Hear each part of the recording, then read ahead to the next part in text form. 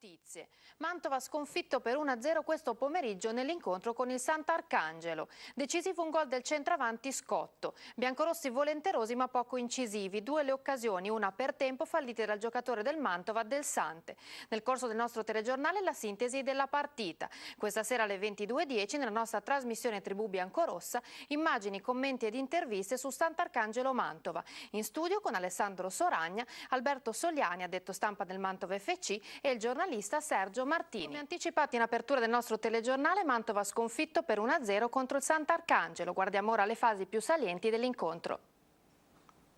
Il Mantova cerca di proseguire la striscia positiva contro un Sant'Arcangelo con ambizioni di promozione. Rientra in campo Pettarina al posto di Dallabona, 5 in attacco con Franchi e Del Sante. La prima occasione capita al Sant'Arcangelo con Schiavini che calcia ma trova il contrasto da parte dei difensori del Mantova, la palla finisce sul fondo. Al 27esimo, prima occasione del Mantova con Del Sante, bella parata del portiere del Sant'Arcangelo.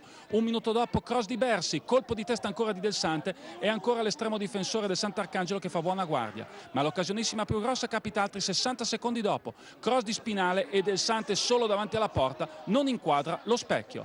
C'è anche qualche occasione per il Sant'Arcangelo, qui la palla buona è amministrata da Scotto per Ferri che si libera ma calcia addosso a Bellodi.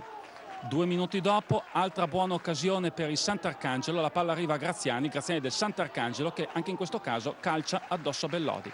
Prima del riposo c'è un'altra occasione per il Mantova su calcio d'angolo, 5 non riesce a inquadrare lo specchio della porta e fa buona guardia il portiere. Si va al riposo sullo 0-0 e le speranze del Mantova di ottenere un buon risultato vengono frustrate subito. Al quinto minuto Scotto supera Zaninelli e beffa Bellodi in uscita. 1-0 per la formazione sant'arcangiolese, improvviso break dei romagnoli. Il Mantova prova a reagire ma senza costrutto e anzi è Fabbri a sfiorare il 2-0 con un diagonale parato da Bellodi. Una palla buona arriva a Del Sante ma il giocatore del Mantova, forse credendo di essere in fuorigioco, sbaglia clamorosamente solo davanti al portiere.